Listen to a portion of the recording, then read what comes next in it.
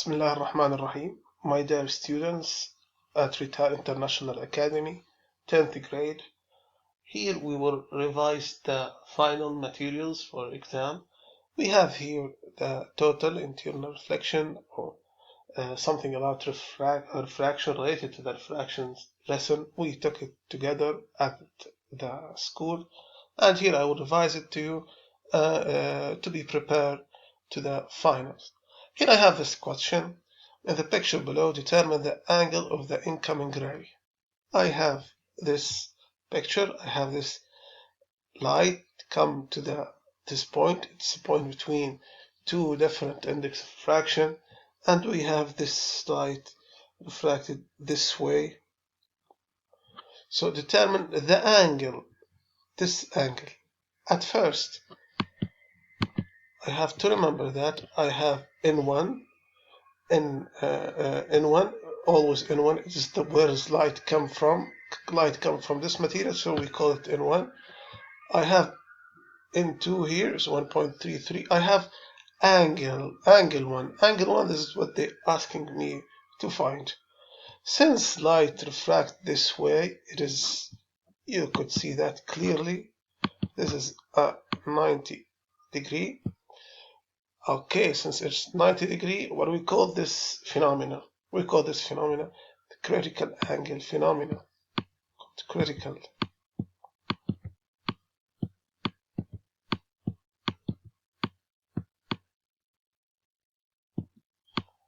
Critical angle phenomena. So critical angle phenomena, it has this rule: sine of theta c critical always is equal N2 over N1. N2 over N1. Be careful here, choose which one is N2. Be careful. Most students making that mistake, they think this is always N1 and the upper one is the N2. No, this depends from where light comes from. So N2 over N1, I could replace it N2 over N1 directly, 1.33 over 2.42, and then at the calculator, shift sign, put the value 1.33 over 2.42. You will get the answer. Critical angle, or this is the angle, we call it critical angle because it's caused light to refract at 90 degree, is equal 33.33 degree. This is the first answer. And the second, in the picture below, determine the index of refraction of the first material.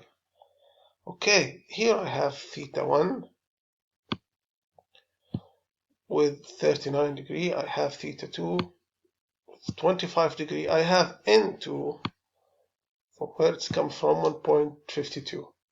Now I should be able to find the answer directly, but by which rule? You have to remember which rule I'm going to follow here. We're going to follow Snell law. Snell law is an easy law. N1 sine theta 1 equal N2 sine of theta 2. So substitute your value directly in each one of them. N1, I don't know, it's sine of 39 incident ray equal 1.52 times sine of 25. Solve for N1, divide each side by sine of 39.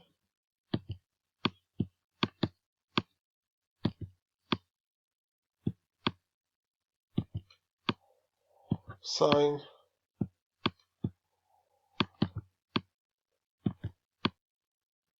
(39). Here they cancel each other. This is what I have now. 1.52 times sine of 25 over sine of 39. It's N1 equal 1.02.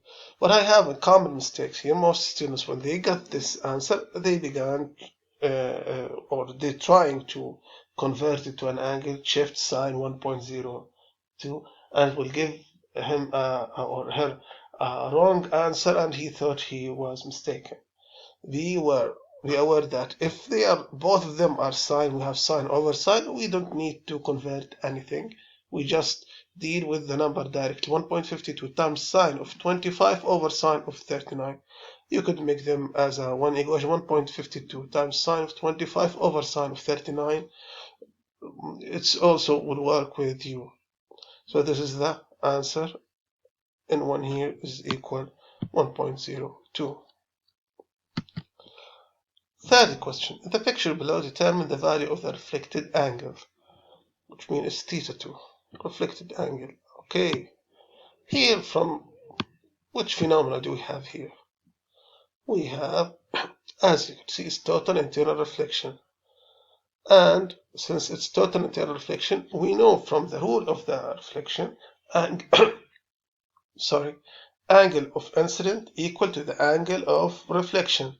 Since angle of incident equal to 32 degree, the reflection angle would be 32 degree. So θ2 equal 32 degree. Okay, the most important question here, what do you know about the index of refraction of the top material compared to that of the bottom material? Okay, which case do we have here? You could see we have a white here, and here we have a gray. So what does that mean? We have two different index of refraction. We have this case, what we call it total internal reflection. We have total internal reflection. Total internal reflection is a phenomena has two conditions. One of them, angle of incidence should be greater than critical angle. They did not ask us about the angles, they asked us about the index. The second one is always, you should be remember it, N1 should be always greater than N2. N1 should be, where does light come from?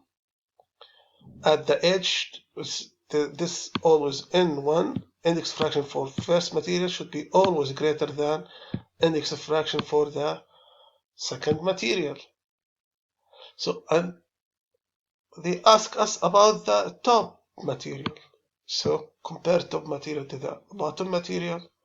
So it has a smaller value comparing to the index of refraction of the bottom material. It's very easy to answer this question. I hope you will find this very informative for you. I will upload the worksheet and I will upload the video at your page. Good luck to you all. Study from this material. I will upload more videos in this few days to study from for the final. Thank you all. Good luck.